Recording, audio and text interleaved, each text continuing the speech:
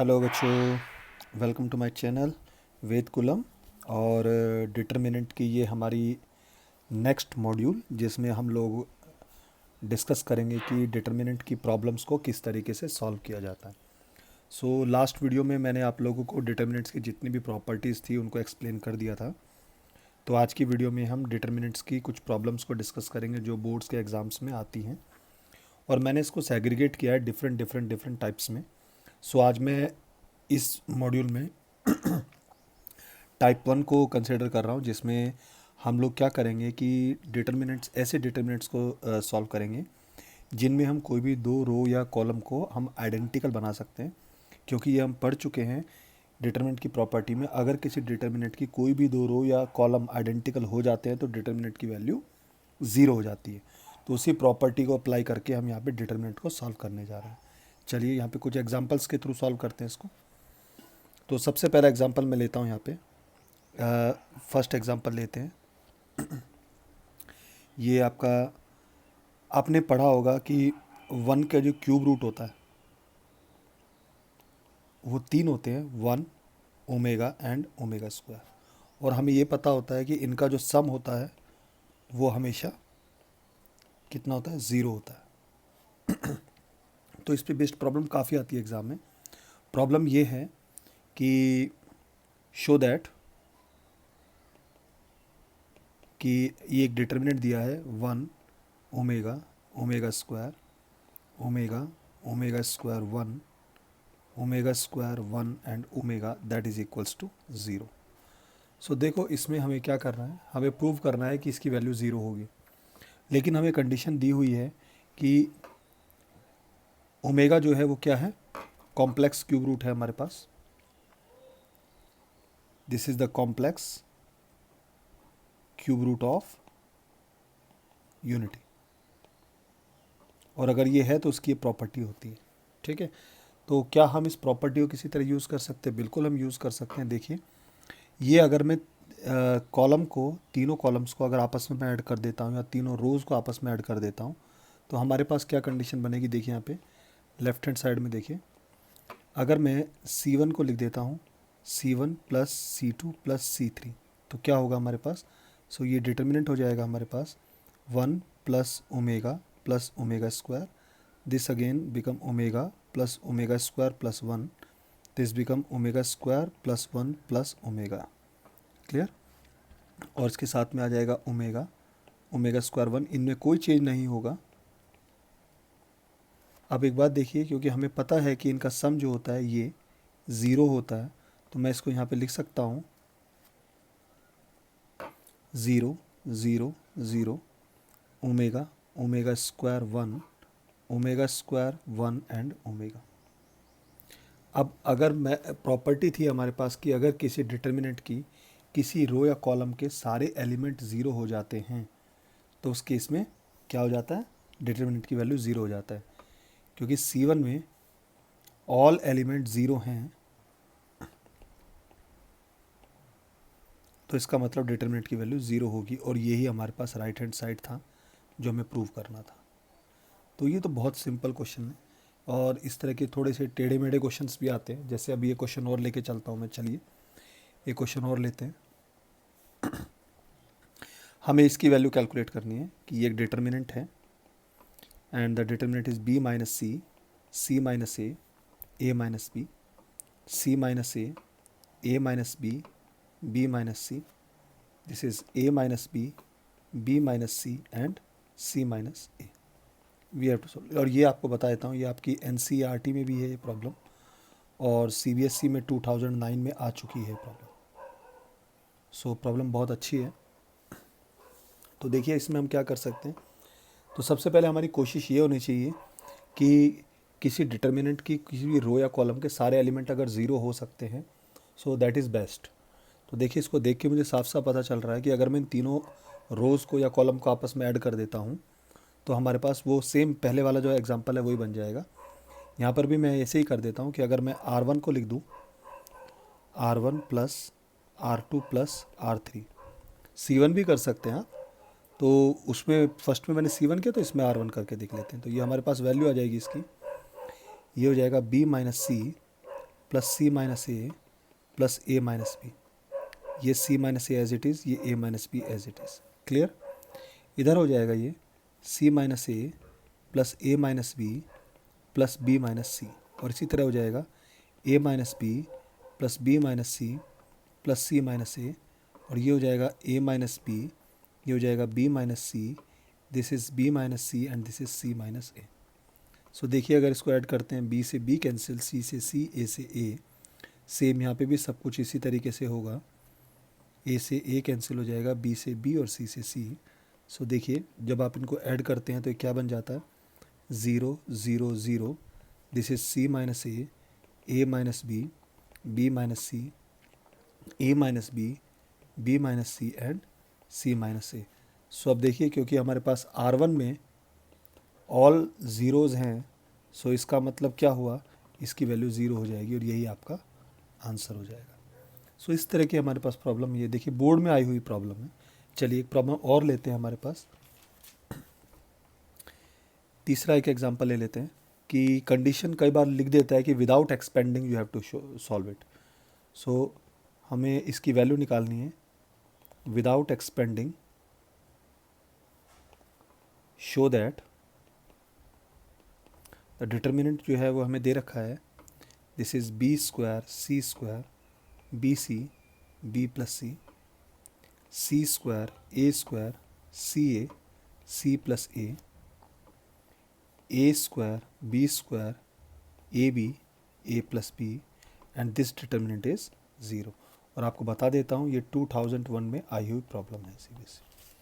Clear? चलिए देखते हैं इस प्रॉब्लम को हम जरा।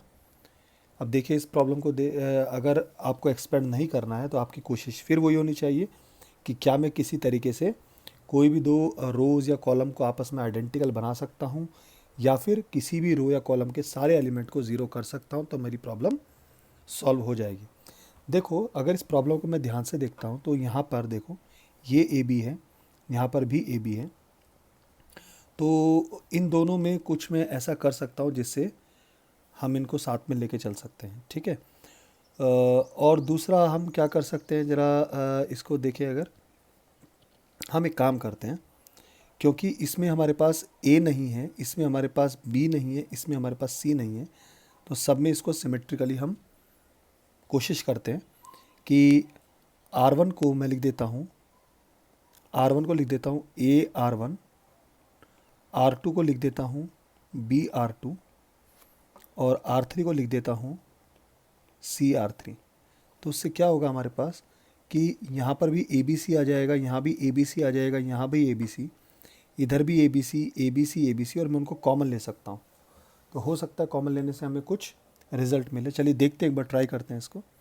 सो ये हमारे पास डिटर्मिनेंट बन जाएगा हमारे पास। अगर मैं देखिए एक चीज़ और बता देता हूँ, क्योंकि आपने R1 में A से मल्टीप्लाई किया है तो आपको पूरे डिटर्मिनेंट को A से डिवाइड भी करना पड़ेगा। इसी तरीके से B से मल्टीप्लाई किया तो B से भी डिवाइड करेंगे, C से मल्टीप्लाई किया तो C से भी डिवाइड करेंगे।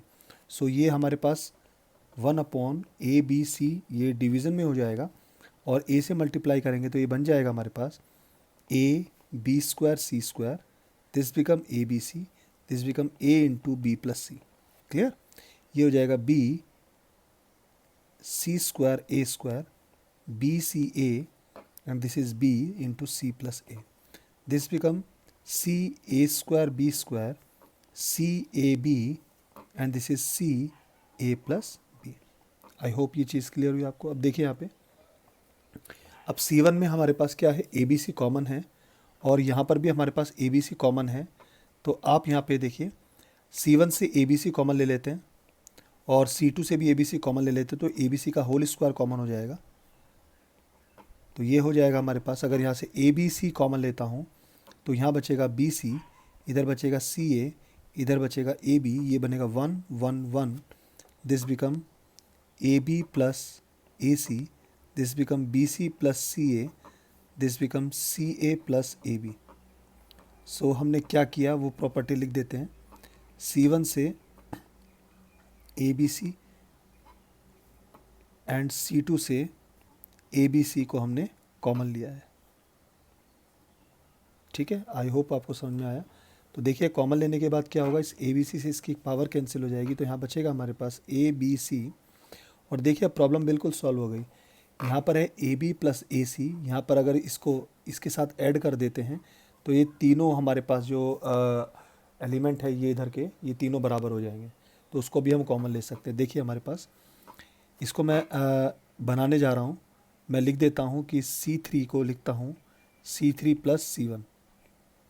तो C1 तो एज इट इज़ रहने वाला है, तो ये रहेगा हमारे पास BC CA AB 1 1 1, this become AB plus AC plus BC BC plus CA, sorry this is BA BC plus BA plus CA, this is CA plus AB CA plus CB, this is CB AB plus CB। सो देखिए ये भी तीनों common हो गए, तो बाहर ले सकते हैं हमारे पास। So AB plus BC plus CA common आ जाएगा, ABC ऑलरेडी बाहर है, तो ये हो जाएगा BC CA AB, this become 1 1 1, this again become 1 1 1। और आप देखिए हमारे पास since C2 and C3 are identical, so the result is zero. ये हमें प्रूव करना था और ये हमारा प्रूव हो चुका है। सो ये इस तरीके की हमारे पास, ये अभी मैं तो बहुत सिंपल प्रॉब्लम आपको सामने लेके चल रहा हूँ कि इस तरीके की प्रॉब्लम हमारे पास आती है। ठीक है, अब कुछ और प्रॉब्लम भी मैं लेता हूँ आपके सामने। चलिए देखते हैं क्वेश्चन। ये एग्जांपल 4 लेता हूँ। ये 2009 में CBSE में आया था। आपको इस डिटर्मिनेंट की वैल्यू कैलकुलेट करनी है। The determinant is 2 3 4, this is 5 6 8 and this is 6x 9x and this is 12x। आपको इस डिटर्मिनेंट की वैल्यू कैलकुलेट करनी है। तो आप कैसे करेंगे इसको सॉल्व? सो देखिए, इस वाले में से हम यहाँ से कॉमन ले सकते हैं, किसको 3x कॉमन ले सकते हैं यहाँ से। ठीक है, और इसके अगर 3x कॉमन लिया तो हमारे पास क्या बन जाएगा, या आप एक काम कर सकते हैं, taking 3x common from R3। तो ये डिटर्मिनेंट की वैल्यू क्या बन जाएगी हमारे पास, 3x कॉमन लिया, दिस बिकम 2 3 4 5 6 8, सो 3 2 जा 6, 3 3 जा 9, 3 4 जा 12। So I think this R1 and R3 are identical, so therefore this determinant value is 0. So देखिए आपका एक ही लाइन में आंसर आ गया हमारे पास। So बड़े टफ क्वेश्चंस आते हैं एग्ज़ाम में। So ये कुछ हमारे पास टाइप 1 की प्रॉब्लम्स थी जिनको हम डिटर्मिनेंट में सॉल्व, और भी बहुत सारे एग्जांपल्स हो सकते हैं हमारे पास, बहुत सारे केसेस हैं जिनको हम सॉल्व कर सकते हैं। इसकी हेल्प से मैं आपको कुछ दे सकता हूँ, जैसे आप ट्राई कीजिएगा। एक क्वेश्चन मैं आपको देता हूँ कि कंडीशन है कि if A, B and C are in AP means arithmetic progression, आप सब लोग जानते हैं। तो इस डिटर्मिनेंट की वैल्यू कैलकुलेट करनी है।